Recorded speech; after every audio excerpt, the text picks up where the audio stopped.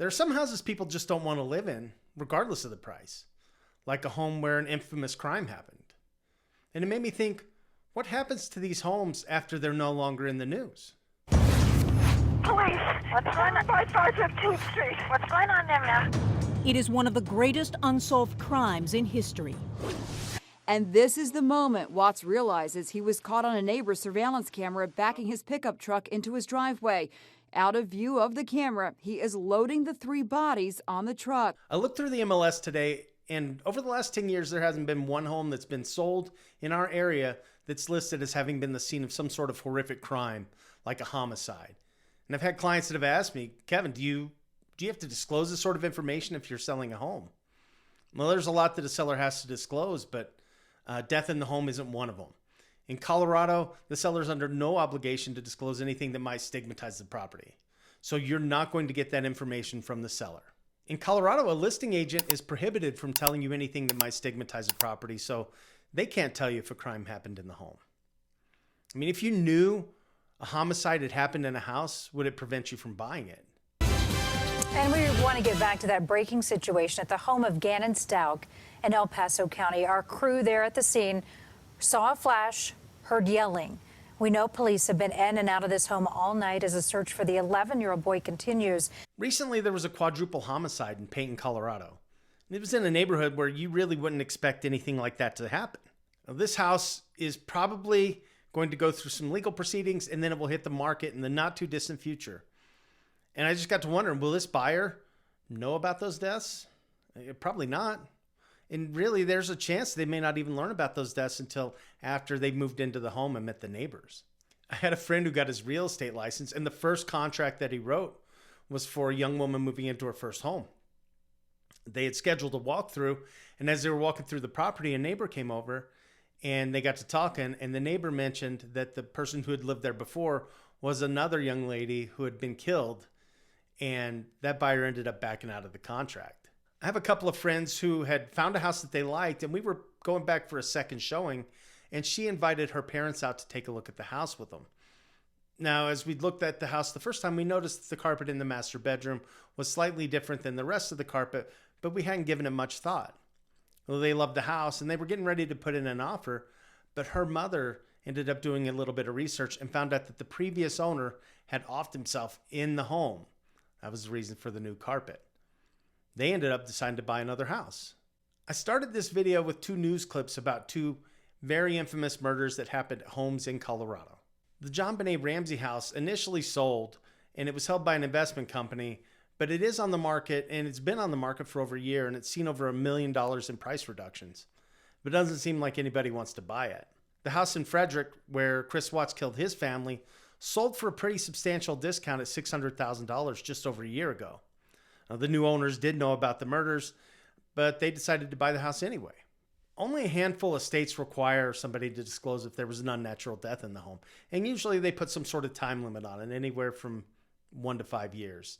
Now, some of those states put an additional stipulation in there that the buyer has to ask if they want that information in order for the seller to be required to provide it.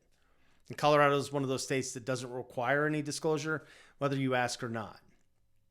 Now, one of the things I found interesting is there's only one state in the country that requires somebody to disclose if the house is haunted or not. I'm looking at you, New Jersey. So in Colorado, a seller doesn't have to disclose whether or not a house is haunted. Only about 30% of Americans admit to believing in ghosts.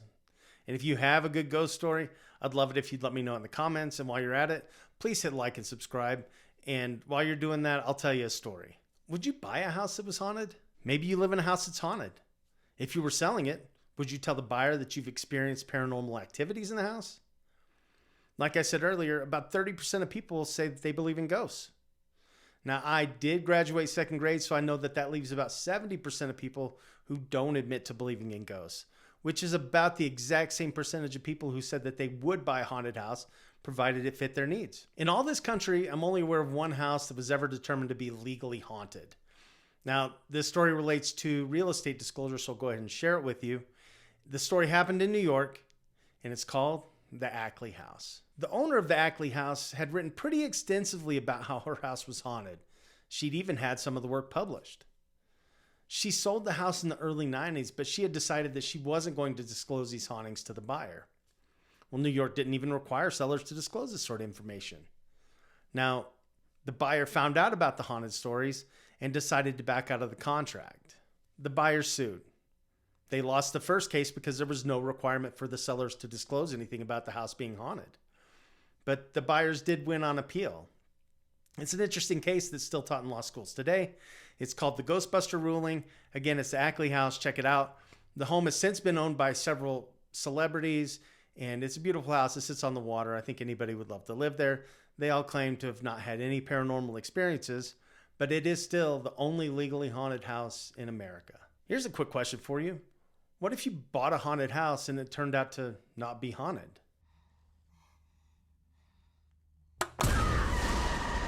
Take the house that inspired the popular horror movie The Conjuring. The owners of the house sued the makers of the film for portraying the story as being true. They said they lived in the house peacefully until the movie came out. They'd never experienced any paranormal activity, but they did have creepy problems after the movie. We all know people are crazy, and the owners of this home had hundreds of trespassers on the property. Now, some of these trespassers had really bad intentions. They wanted to destroy the house based on the things they'd seen in the movie.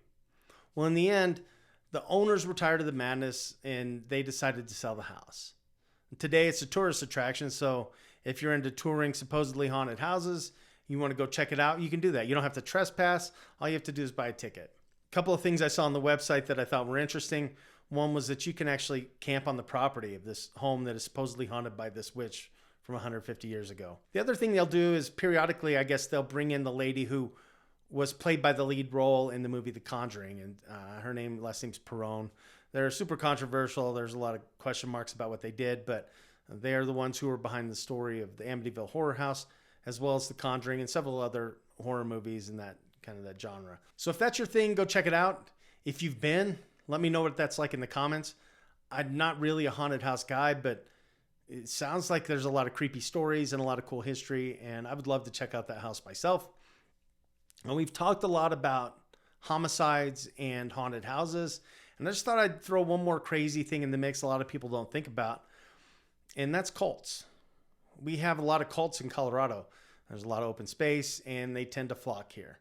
We have the Love Has Won cult, which had some story about a mummified cult leader. They turned it into a documentary, so check that movie out.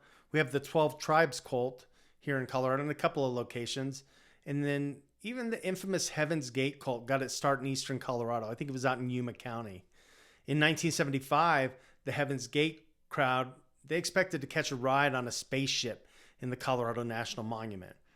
And it didn't happen. Obviously, we know it didn't happen because about 20 years later, they drank a bunch of Kool-Aid out in California and went for a ride on the Hale-Bopp Comet. There's a great documentary on HBO Max called Heaven's Gate, The Cult of Cults. It was intense, and if you like these kind of stories, you've probably already seen it, but if you haven't, it's a must-watch. What no one thinks about when they think about cults is, where did those people live during their time here? Would you want to live in a cult compound, a place where Heaven's Gate had taken up residency? Especially a cult that ritualistically took their own, well, you know.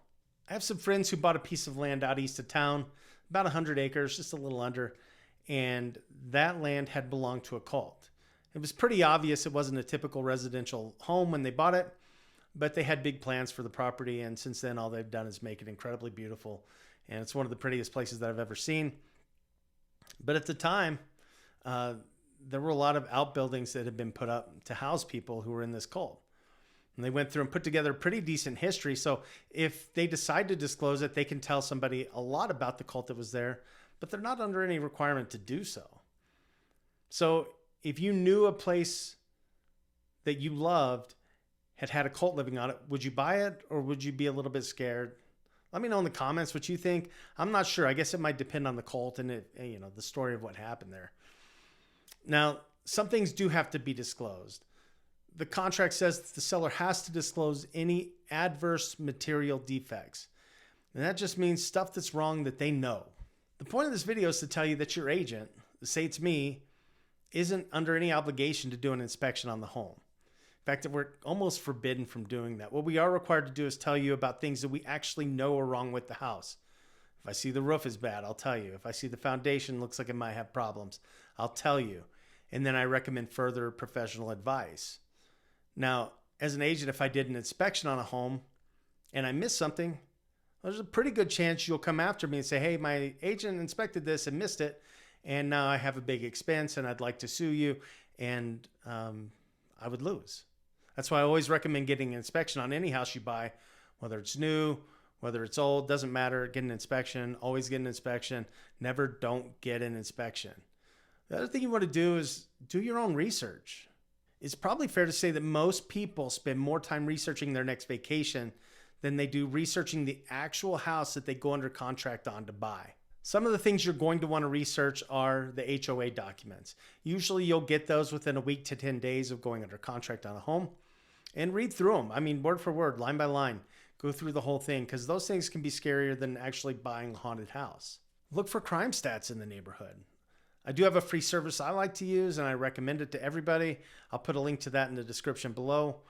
You can also have meth testing done on the house. You can have mold levels checked too. I always recommend Googling the address just to see what pops up. Sometimes there'll be a link to a news story if anything noteworthy's happened in the home. The other thing you can do is just head over to the website www.diedinhouse.com. I can't really recommend this site. Their reviews are horrible, but they do gather some information that you might find interesting. Realtor pro tip: you only have to disclose things you know. So if you've lived in a home for several years and you go to that website and you pull it up and find out that 10 years ago there was some sort of meth use in your home, or they busted a meth lab, or maybe there was a fire in your house and you didn't know about it before, you're going to have to disclose that if you sell your house in the future. So if you don't want to know those things, it may be in your best interest to not pull that information. I like to live on the edge. I've lived in my house for just a couple of years now, and it's over 60 years old. I don't know its whole history. So I decided to go to diedinhouse.com and pull up a history on my own house. Part of me was hoping to get a cool story out of the report, and part of me was terrified that I would be like one of those people who found something in the report that would make it harder for me to sell my house. But there was nothing out of the ordinary in my report. I don't have any deaths in my home, or no cool cult stories. Nothing that I was afraid that I might find showed up. It's just a normal house. It's not even haunted. Would you move into a house where somebody had been killed? Or did you move into a house and you found out afterwards that somebody had died in the home? Let me know that story. I'd love to hear that one. The other thing I want to know is if you would live in a haunted house, or do you even believe in haunted houses? Do you live in a haunted house already? If you do, let me know. I'd love to come over for a ghost hunt. The other thing I'll say is, if you are thinking about buying a house and you go under contract with me and mention this video, I'll get you a free Died-In house report. And that way it's just one less thing for you to have to worry about. If you want to know more about homicides in Colorado Springs, there's a show called The News, and it happens about once a week. Unfortunately, the other thing you can do is check out a show called Homicide Hunter. It's got Joe Kenda. He was the ultimate homicide investigator, and he's a bit of a local legend, and they'll portray it as he never let a crime go unsolved, pretty much. But it'll tell you a little bit about some of the history of Colorado Springs and the deaths that have happened here if you're morbid and twisted, a little bit like me. This video has been fun to make. Thanks for watching. I always appreciate it, and I'll catch you in the next video. Again, don't forget to like, subscribe. Those things really help. I do appreciate it more than you know. Thank you, and here's to a great 2024. Thanks, everyone.